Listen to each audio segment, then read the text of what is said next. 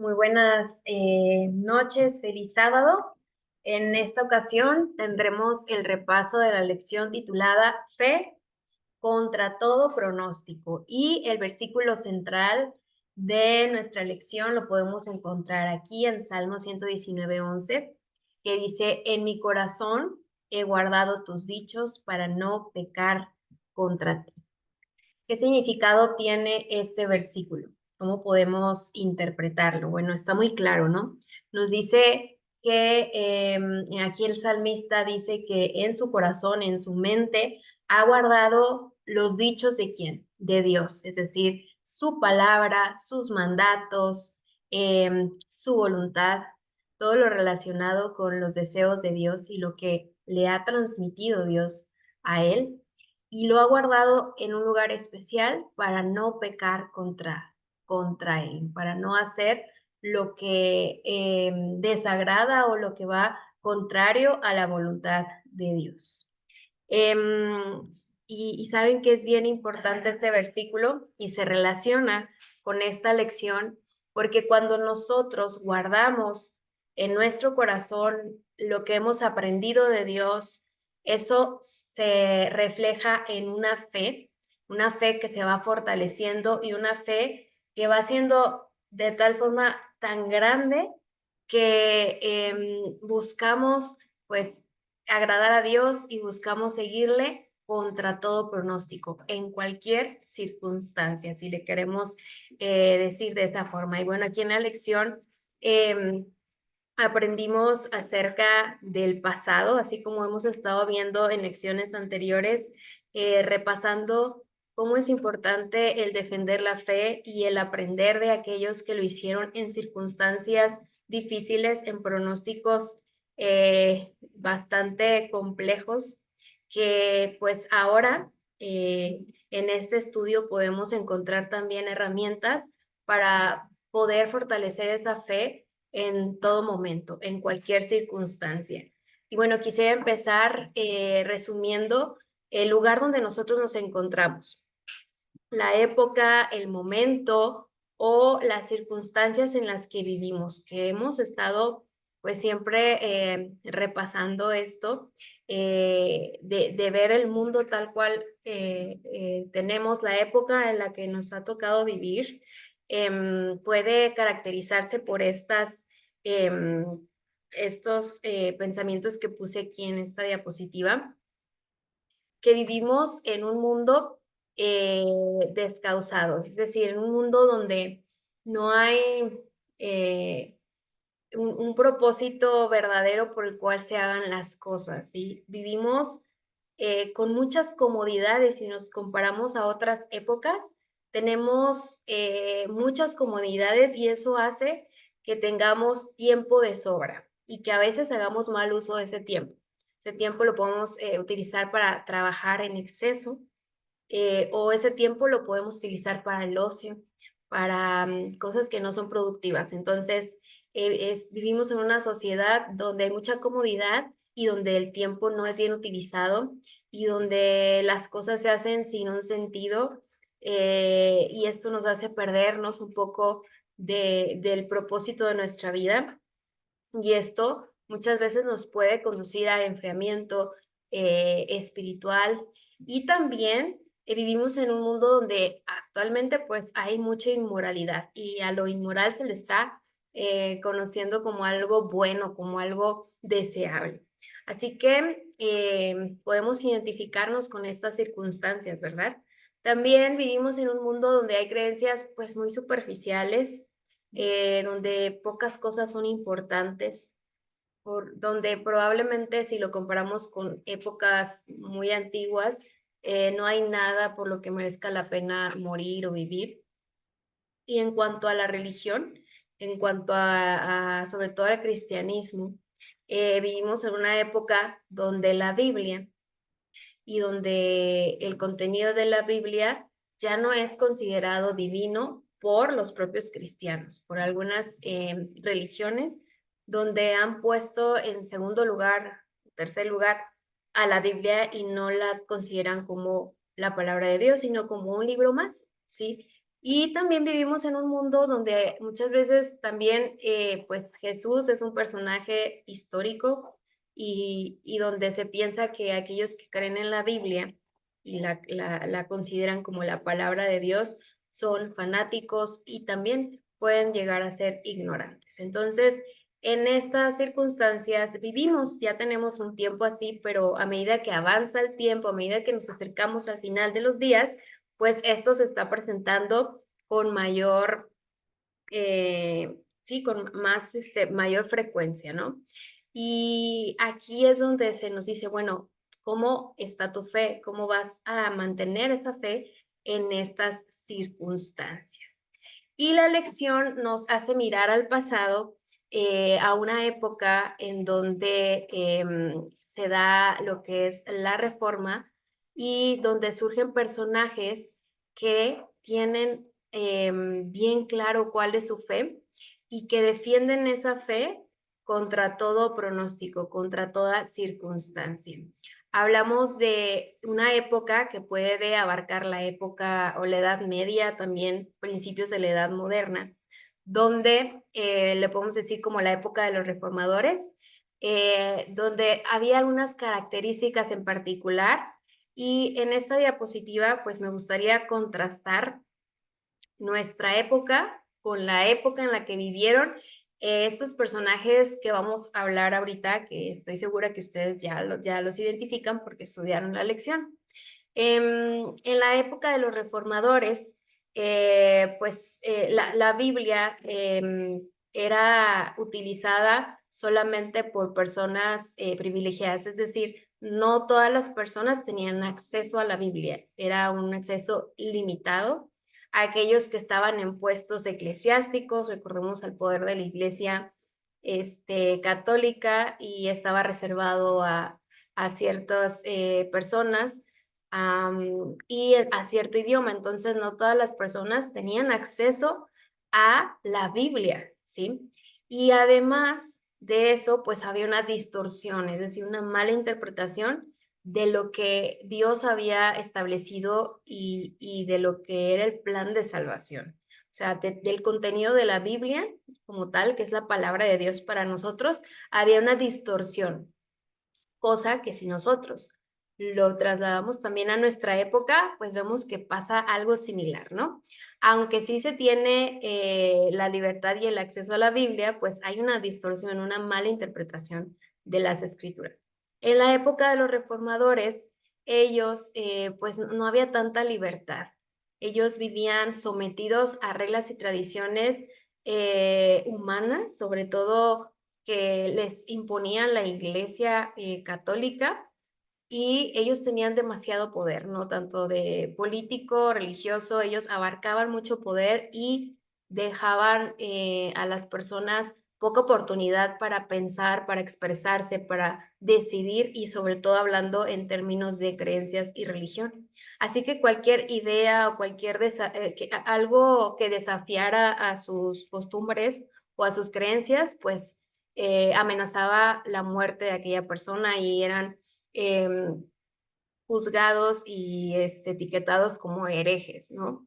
¿Por qué?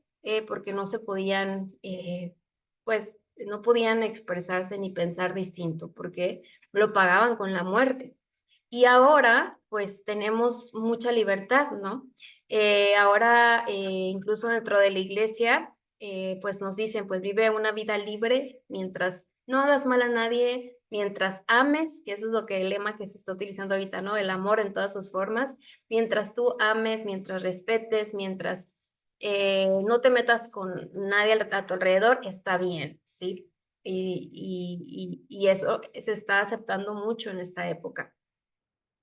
Y bueno, en aquellos tiempos, pues la Biblia era solamente para privilegiados y ahora, en nuestra actualidad, la Biblia es convertida en una buena literatura, una referencia, o muchas veces es mal utilizada como una herramienta opresiva de la religión para controlar a las masas. ¿Sí? Lo que antes era como tal una institución religiosa como la católica que establecía sus propias reglas y normas, y esa institución era la que era opresiva, pues ahora la Biblia, muchos poderes, muchas, a veces hasta religiones lo utilizan como para controlar las masas en nuestra época, ¿sí? Entonces, bueno, vemos cosas distintas, muy distintas entre épocas, pero algunas que son similares, como, como esto de la distorsión de la Biblia, ¿no? Em, bueno, en aquel entonces, en la época de los reformadores, pues ya no había comodidades, pero algo importante que quisiera resaltar es lo último, ellos sí tenían ideales y había batallas, había mucha muerte por luchar por esos ideales, cosa que en la actualidad, pues lo que hacen al establecer esos ideales son marchas y las sostienen con pues fundamentos que se comparten en las redes sociales y esos son sus ideales, ¿no? Pero en aquel entonces hasta morían por ellos. Entonces, esta es la situación en la que nosotros vivimos ahora, nuestra época y lo pasado. Y bueno, ¿por qué es importante comparar esto? Porque en la lección pues se nos invita a aprender acerca de las personas que vivieron en esta época, que tuvieron distintos desafíos, pero que en general como creyentes de la palabra de Dios pueden ser algunos desafíos muy parecidos a los que tenemos ahorita y cómo podemos aprender de ellos, ¿no?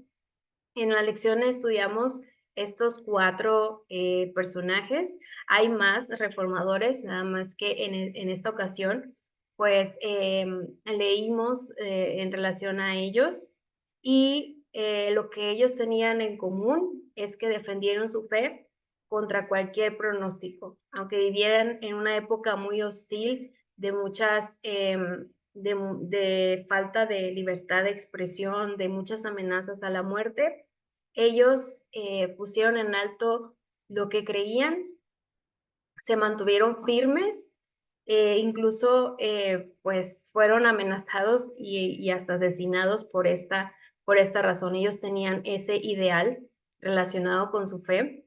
Y aquí dice que muchos cristianos de la Edad Media que creían en la Biblia pagaron un precio muy alto por su determinación. Ellos fueron torturados, encarcelados, exiliados y ejecutados. Y aún al conocer estas amenazas, ellos siguieron adelante y vamos a ver qué fue lo que cada uno pudo aportar y por qué fueron reconocidos como reformadores. Primero tenemos a John Wycliffe. Él vivió en estos años, en 1330 al 1384, y fue un personaje importante en la Reforma porque él tradujo la Biblia al inglés y dice ahí que era su pasión, o sea, era algo que a él le movía, algo que sin duda nosotros sabemos que el Espíritu Santo puso, que Dios puso en su corazón, porque pues como vimos, la Biblia no era leída por todas las personas, no todos tenían acceso y generalmente estaba en latín. Así que él tradujo la Biblia al inglés y tenía ese interés de que la gente común pudiera leerla y entenderla. Así que por esta acción, él fue juzgado como hereje y fue sentenciado a muerte. Y bueno, en su juicio, él expresa palabras que nos hablan acerca de cómo estaba su fe y lo que él atesoraba no era la vida terrenal, ¿no? Él había tenido ese contacto con las sagradas escrituras, que es la palabra de Dios mismo, y Dios había puesto en su corazón que había un propósito y algo más. Y él sabía que él no se enfrentaba solamente a los poderes eclesiásticos de ese entonces, sino que se enfrentaba a poderes pues dirigidos por Satanás, ¿no? Y sabía que él estaba haciendo la voluntad de Dios, que él quería que muchas más personas tuvieran contacto con la Biblia y que al final pues la verdad que es la palabra de Dios iba a ser compartida. Entonces, él en el juicio dijo, ¿contra quién piensan que están contendiendo? ¿Contra un anciano? Pues ya estaba él grande, o contra un anciano que está al borde del sepulcro, y les dice, no, No, no es contra mí, es contra la verdad, es contra la palabra de Dios mismo, lo que ya está escrito, ¿no? Era lo que él quería decirles. La verdad que es más fuerte que ustedes y que los vencerá. Así que bueno, él defendió su misión, defendió lo que creía sin importar lo que llegara a pasar con su vida y pues el aporte que hizo fue bastante importante para para el avance y para poder compartir la palabra de Dios más adelante, ¿no? Para que se diera a conocer. Y después surge otro personaje llamado William Tyndale. Él vivió entre el 1494 y 1536 y él utilizó algunos, bueno, lo que había traducido Wycliffe y trató de corregir algunos de los errores de la traducción, porque tenía ese mismo deseo, tenía el mayor deseo era que poder tener una traducción más exacta y legible de la Biblia para Inglaterra, que es de donde él era. Entonces, decidió traducirla a partir de los idiomas originales y es por esta misma razón que fue arrestado y juzgado, ¿sí? Y bueno, dice aquí que muchos ejemplares de la versión que él logró traducir y corregir fueron impresas en Alemania, pero fueron también confiscadas y quemadas públicamente como para detener pues esta reproducción de Biblias. Y pues él también fue arrestado, fue juzgado en Bélgica en el año 1536, año en el que murió. Y murió en la hoguera y pues dice que lo hicieron sufrir, bueno, en la hoguera lo estrangularon mientras lo ataban y luego quemaron su cuerpo, pero él siempre mantuvo su fe y sus últimas palabras no fueron respecto a él, ¿no? Sino respecto a lo que él deseaba que esa obra, esa misión que Dios había puesto en su vida, que era traducir la Biblia y que ésta pudiera llegar a más personas en Inglaterra, ese fue su último pensamiento, ¿no? Y su oración fue que el rey de Inglaterra abriera los ojos y se diera cuenta de lo importante que era el acceder a la Biblia y de poder compartirla, ¿no? Entonces, podemos ver cómo su determinación y su fe lo llevaron a terminar una obra y que quizás podamos pensar que pues fracasó, ¿no? Porque al final pues quemaron sus, sus ejemplares de su versión, pero no los quemaron todos, porque sí, su trabajo no fue en vano, su trabajo no fue en vano, porque sabemos ahora que Dios contestó esa oración, ¿no? Que hizo, porque 4 años después de su muerte, publicaron 4 traducciones inglesas. Y en el año, más adelante todavía, en el año 1611, el rey Jacobo de Escocia, ¿qué hizo? Pues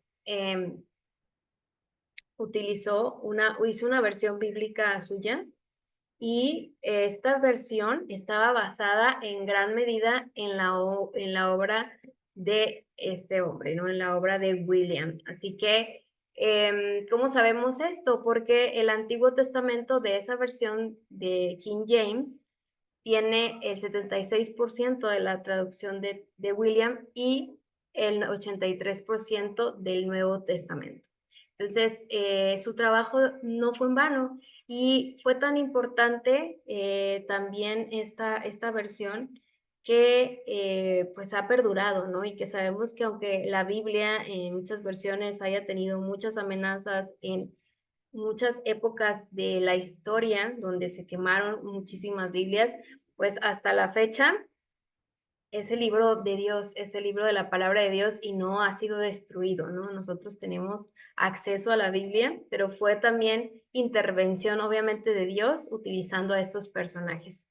De tal forma que en el año 2011 la versión King James celebró el 400 aniversario y superó el hito de los 1.000 millones de Biblias impresas, al haber sido traducida a 2.454 idiomas. Ha impactado a decenas de millones de personas en todo el mundo. Así que el sacrificio de William Tyndale valió la pena. Nosotros podemos ahorita leer, les voy a invitar a leer estos versículos que tienen mucha relación con lo que pasó con la obra que él empezó de William, ¿sí? Vamos a buscar Daniel 12, 13, 12:3, perdón, y dice, esto habla acerca del tiempo del fin, ¿sí? Y dice, los entendidos resplandecerán como el resplandor del firmamento, y los que enseñan la justicia a la multitud como las estrellas a perpetua eternidad. O sea, aquí bueno, hace referencia a cuando comprendamos todo lo que está por acontecer en el tiempo del fin, ¿no? Pero también lo podemos relacionar con el papel de lo que hicieron los reformadores y cómo sus obras, que al parecer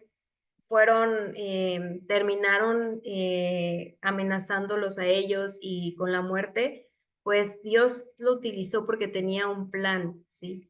Y a pesar de que estos hombres murieron de una forma, pues bastante desagradable, y amenazados, pues su obra permaneció. Y ellos en ese momento tuvieron esta claridad de lo que habían sido llamados a hacer. Y vamos a buscar ahora Apocalipsis 14:13, que dice, oí una voz que desde el cielo me decía, escribe, bienaventurados de aquí en adelante los muertos que mueren en el Señor. Sí, dice el Espíritu, descansarán de sus trabajos porque sus obras con ellos siguen. Y pues aquí nos habla acerca de que la muerte de todos estos personajes pues no fue en vano. Además de que la muerte pues sabemos que es un sueño y que no es el fin, que vendrá Jesús y vendrá a resucitar a todas aquellas personas que murieron creyendo en Él. Así que pues el fin en realidad no está dicho para todos ellos, estos hombres que murieron, y las obras de ellos pues perduran hasta ahora, hasta nuestros siglos, y nos han influenciado bastante, sobre todo el crecimiento de la iglesia, y condujeron a la iglesia por un buen camino porque pues iban ya con muchos errores de malas interpretaciones que se tenían en ese tiempo, ¿sí? Y luego llegó un personaje llamado Martín Lutero, que bueno, todos conocemos a quién fue Martín Lutero. Él fue un monje, el cual tuvo la oportunidad de tener un contacto y de leer la Biblia y de comprender lo equivocados que estaban, pues en ese caso la religión católica y todas las cosas que hacían a favor de sus riquezas y todas las mentiras que decían a las personas acerca de la salvación. Pero aquí en esta diapositiva quisiera resaltar lo que apreció Martín Lutero al tener contacto con la Biblia. O sea, cuando él logró tener una Biblia en latín y pudo leerla, fue cuando conoció al verdadero Dios y conoció cuál era su carácter y conoció cuál era su voluntad. Y él expresa que fue un deleite, ¿sí? Dice aquí que con gran deleite leyó capítulo tras capítulo, versículo tras versículo, y que le asombraba la claridad y el poder de la palabra de Dios, y que mientras estudiaba sus páginas detenidamente, el Espíritu Santo empezó a iluminar su mente y sintió la dirección del Espíritu Santo cuando las verdades ensombrecidas por las tradiciones que él había aprendido y que incluso hasta él predicaba, parecían saltar de las páginas de la Sagrada Escritura. Y entonces él pronunció estas palabras: "Oh, que Dios me diera un libro así para mí". Y quise, resaltar esto porque, para él fue un deleite el conocer a Dios, a su verdadero carácter, que era un Dios de amor, que era un Dios, que estaba dispuesto a perdonar, que era un Dios bueno, no un Dios malo ni cruel como lo habían, dado a conocer. Y él se deleitó tanto en la Biblia, que él decía que quisiera que esas palabras, o quisiera tener un libro así para él, ¿no? Para poderlo consultar todo el tiempo, para sentirlo como de forma especial, de que Dios se dirigía hacia él. Y esto me hace pensar en que en ese tiempo era un privilegio y fue una emoción para él encontrar en la Biblia, esas verdades y sentirse de tal forma, y que para nosotros es algo tan cotidiano, que es algo que no aprovechamos, ¿sí? Que sabemos que tenemos a la mano la Biblia, que es la palabra de Dios, y que hay días en los cuales quizás ni siquiera nos detengamos a leer lo que Él quiere para nosotros, a conocerle a través del estudio de su Biblia, y la tengamos ahí abandonada. La Biblia que tanto apreció Lutero y que tanto se defendió en esos tiempos, ahora es sustituida por otras cosas que nos quitan el tiempo y nos quitan, las energías y las fuerzas y la capacidad y la habilidad que tanto necesitamos en el conflicto espiritual que vivimos, ¿sí? Entonces, el ver que Lutero apreciaba tanto y distinguía cómo el Espíritu Santo era el que le enseñaba a través de la Biblia, pues nos hace pensar a nosotros que sí, o sea, que tenemos la Biblia al alcance en nuestro idioma, tantas Biblias que podemos tener, incluso hasta en el celular, y pensar si realmente les damos el uso que deberían, ¿no? Si realmente nosotros las abrimos y decimos: "Hoy esto es una delicia, esto es algo que quiero seguir leyendo", o si de repente volteamos a verla y decimos: "Qué aburrido", ¿no? O no entiendo. Entonces, vemos cómo ellos, pues, tenían, esta fe y esta pasión por defender sus creencias y por aprender más y por ser dirigidos, por el Espíritu Santo. Y tenemos otro personaje que se llama John Knox. Él vivió entre 1514 y 1572, y él tuvo también, pues, el contacto con la Biblia. Él entendió cuál era la voluntad de Dios en ese momento, y aquí tenemos una imagen de cuando está, pues, dando un sermón, está predicando, y ahí está la reina María, de Escocia, que le decía: "Bueno, es que lo que tú me estás enseñando es muy distinto a lo que dicen los papas, a lo que dicen, los sacerdotes", ¿no? Y decía: "¿Por qué es tan diferente si están hablando de un mismo Dios?".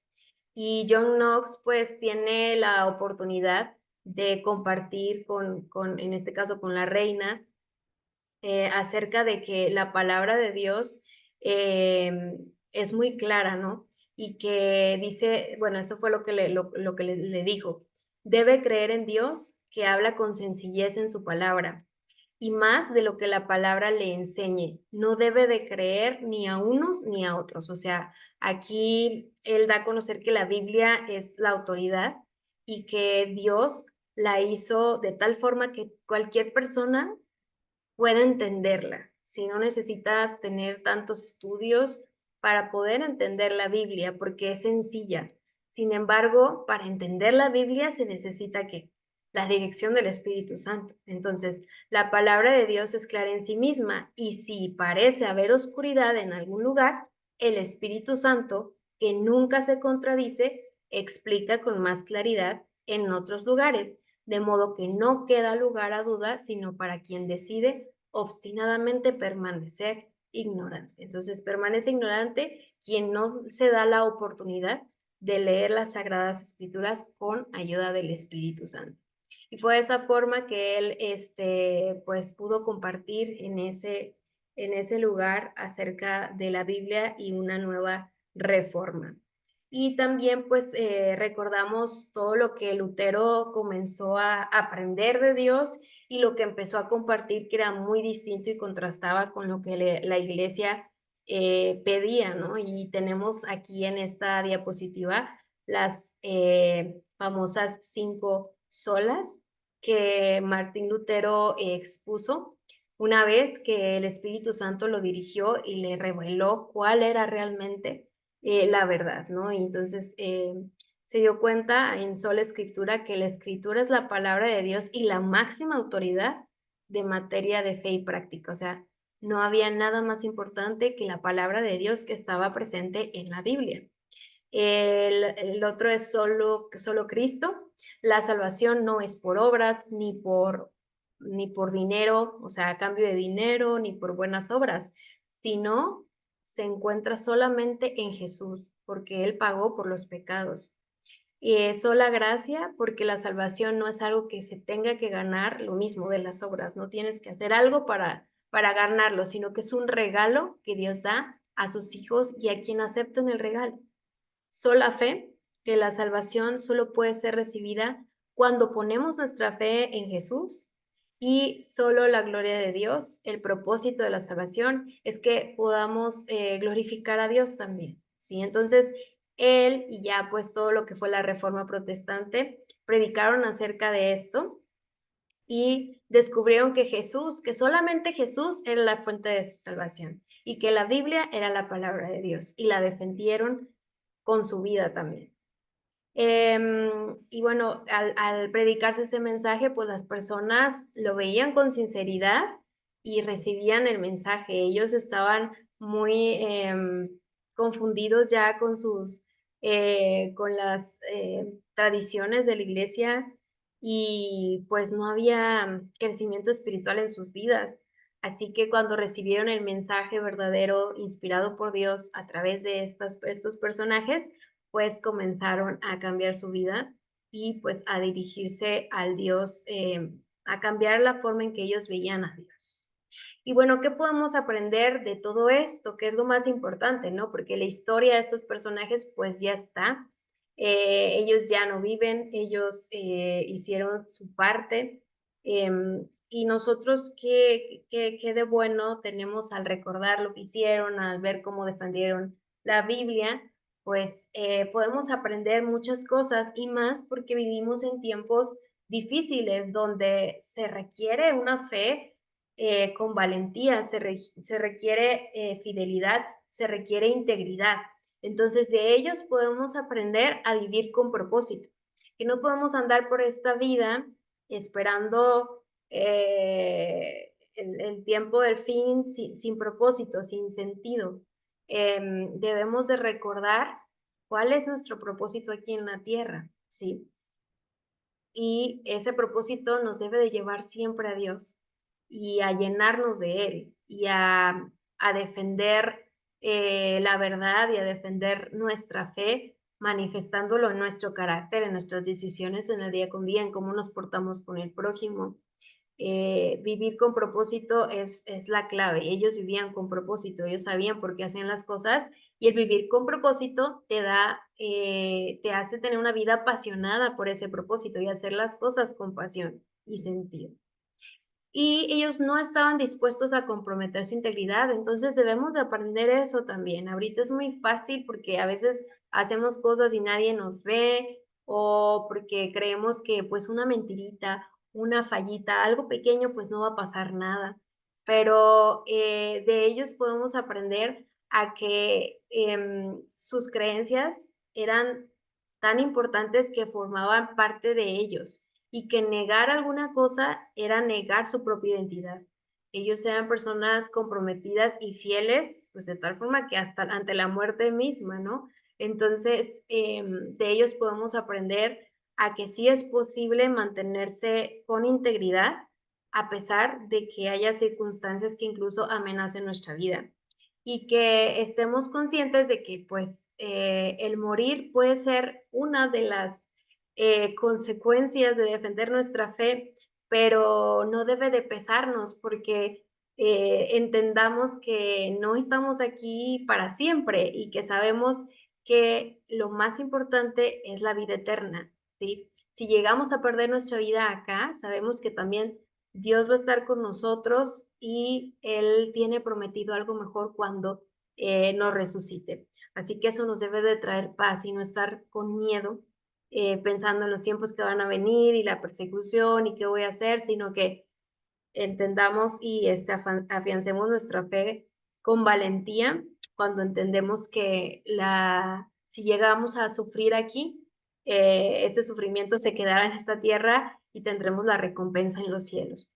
Y bueno, algo importante que podemos aprender de ellos es que la Biblia era el fundamento de la fe de los reformadores y era la esencia de su enseñanza. Ellos entendieron que estaban tratando con la palabra inspirada de Dios. Así que como les mencionaba, creo que debemos de valorar y utilizar más la Biblia, ¿sí? Y permitir que Dios nos enseñe y nos muestre tantas cosas y nos reafirme quién es Él y nos recuerde las promesas porque de eso va a depender que tengamos una fe inquebrantable, ¿sí? Y otra cosa que ellos hacían y que nosotros deberíamos de hacer es, bueno, utilizar la Biblia, deleitarnos en la palabra de Dios y saturar nuestra mente con las escrituras. Hoy en día estamos saturados de información y tenemos muchas ideas y nos saturamos porque hay información muy accesible, rápida, al grano, o sea, hay tanto y estamos saturados de tantas cosas, pero ¿cuánto espacio en mi mente ocupa Dios? ¿Sí? ¿Cuánto espacio en mi mente están ocupando sus palabras, lo que Él quiere? ¿Cómo podemos ocupar y saturarnos de su mente? Bueno, de la mente, ¿cómo podemos saturarnos de Dios? Bueno, estudiando la Biblia, también podemos poner alabanzas, cantos que nos reafirmen lo que Dios quiere en la Biblia, un entorno, buscar quizás um, algunos temas, o sea, escuchar constantemente las escrituras. O sea, nosotros las podemos leer, que es lo mejor, un estudio íntimo con la palabra de Dios, personal, con su Biblia, pero también hay otras herramientas que podemos aprovechar que están ahorita, en esos tiempos no había, ahorita sí. Entonces, de esa forma, saturar nuestra mente. ¿Por qué? Porque, pues, Dios nos está preparando y todos los días estamos resistiendo también a las fuerzas del mal. Entonces, el mal está, Satanás está, sus enemigos, o sea, tenemos muchos enemigos, ¿sí? En esta guerra espiritual. Entonces, el saturarnos de la palabra de Dios nos va a traer esa fuerza y nos va a poder defender en los momentos en los cuales seamos atacados por Satanás. Y bueno, ellos vivían y morían por la palabra y confiaban sin importar lo desafiantes de las circunstancias. Confiar, tener fe de que lo que está pasando ahorita es la voluntad de Dios. Sí, recordar eso, ¿no? Porque las circunstancias no van a ser siempre buenas, van a ser quizás ambientes hostiles, van a ser de persecución, va a ser quizás de mucho ataque. Bueno, las circunstancias no deben definir mi fe, las circunstancias deben hacerme tener esa fe inamovible. No importa lo que esté pasando, yo tengo esa fe. ¿Por qué? Porque confío en que Dios está al control y lo que está pasando es porque Él desea que así pase, ¿sí? Y bueno, ¿cómo actuar? ¿Sí? ¿Cómo debemos nosotros actuar cuando vivimos en un conflicto y cuando sabemos que estamos ya en la última época, en la última etapa, tan cercanos a la venida de Jesús? Todo se está poniendo más peligroso, va a haber más persecución, van a haber muchas cosas, ¿sí? ¿Cómo tenemos que actuar? Bueno, em, tenemos muchas ventajas si nos comparamos con la época, con la edad medieval o con la época en la que vivieron estos reformistas, ¿no? Tenemos su propia historia que nos inspira, sus testimonios nos motivan y nos dan, pues sí, nos inspiran a seguir adelante, defender la Biblia, tener integridad. Y tenemos pues la Biblia, el acceso a la Biblia, que es la palabra de Dios, y tenemos la dirección del Espíritu Santo. O sea, eso es lo más importante, ¿no? Entonces, ¿qué tenemos que hacer si ya tenemos esto al alcance? Pues buscar incansablemente la palabra de Dios, o sea, así desesperadamente. ¿Por qué? Porque es necesaria. Vamos a leer Primera de Pedro 2:2, referente a esto. Primera de Pedro 2:2. Dice, desead como niños recién nacidos la leche espiritual no adulterada, para que por ella crezcáis para salvación. O sea, desead, en este caso la leche espiritual sería como la palabra de Dios no adulterada, es decir, lo que es real, la correcta interpretación de la Biblia, lo que realmente Dios te quiere decir a través de la Biblia, sin malas interpretaciones, ¿sí? Sin ideas que no vienen del Espíritu de Dios. Entonces, estudiar, prepararse, orar a Dios para que nos instruya y buscar el valor para enfrentar todo lo que viene, ¿sí? ¿Cómo lo enfrentaron aquellos personajes? ¿Cómo se pudieron poner en ese lugar peligroso y no importarles que iban a morir? Y la forma en que murieron, pues ellos fueron valientes, ¿no? ¿Y de dónde sacaron esa valentía? Sí, pues aferrándose a las promesas de Dios, porque ellos conocían a Dios y confiaban en Él. Así que las promesas de Dios les daban energía y era un poder vivificador, les daba el vigor, tanto físico como mental, emocional y espiritual. Entonces, las palabras de Dios son tan especiales y deben de ser tan importantes para nosotros porque en sus promesas es como si Él nos hablara a cada uno en particular de un modo tan directo como si pudiéramos oír su voz. Entonces, cada vez que leamos la Biblia y leamos las promesas de Dios, imaginemos que Dios está aquí al ladito de nosotros diciéndonos esas promesas de forma especial a cada uno. Y recordemos también que cuando nos sintamos con miedo, amenazados, con cierta incertidumbre de lo que va a venir, em, confiemos en que o recordemos que no estamos solos, ¿sí? Eh, los reformadores que ahorita dijimos, pues no estaban solos, ellos estaban conscientes de que había tanto ángel, así como hay demonios o los ángeles malos de Satanás, también hay ángeles buenos. Entonces ellos sabían que Dios y sus ángeles estaban ahí en el momento de dificultad y en todo momento y que Dios no desamparaba a su pueblo. Entonces nosotros debemos de tener esa misma convicción.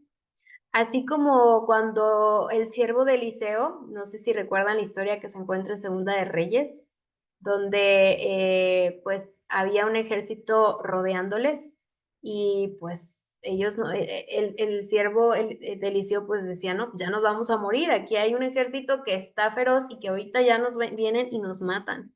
Entonces, él tenía mucho miedo, pero eh, Eliseo pues le dice, si pudieras ver, o sea, que aquí alrededor de nosotros está el ejército de Dios, están sus ángeles y nos van a defender.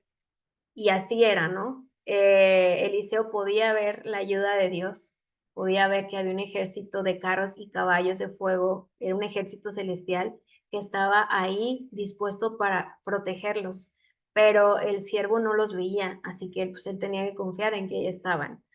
Del mismo modo, nosotros tenemos que confiar en que en los momentos de peligro, de dificultad que se nos lleguen a presentar, sus ángeles y su ejército celestial va a estar ahí alrededor de nosotros, del mismo modo que ellos cuidaban a los que estaban en la reforma en aquel tiempo, ¿no? Y podemos decir, bueno, pero fueron masacrados, murieron, bueno, por algo Dios permite también esas muertes, ¿no? Dios permitió en ese momento que su vida terrenal acabara así, pero nosotros debemos de tener la confianza de que cuando Él decide librarnos, Él lo va a hacer, ¿sí?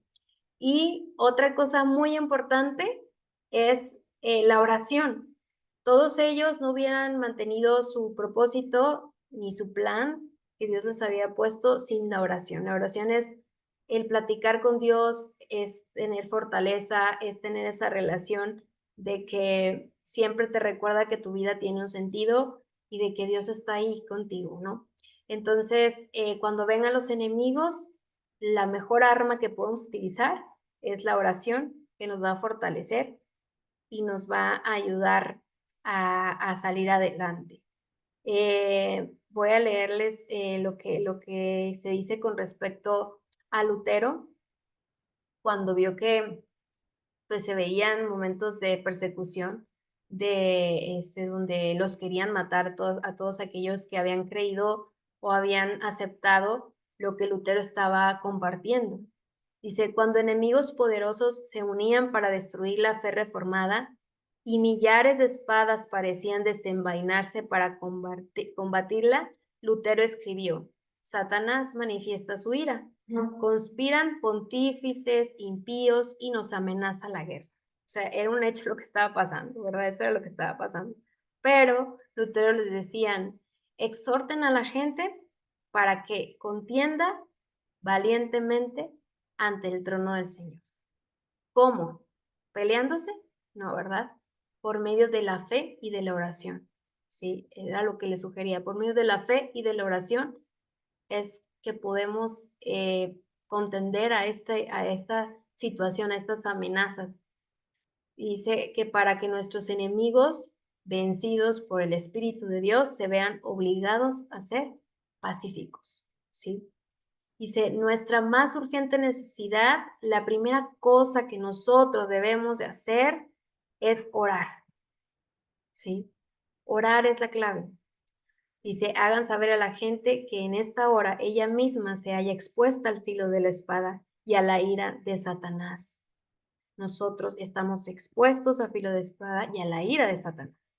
El que no tengamos un ejército real amenazándonos, el que aún ahorita nosotros no tengamos esa persecución, no significa que no estemos en el peligro, porque Satanás está ahí queriéndonos sentar, queriéndonos hacer que resbalemos, queriéndonos poner dudas.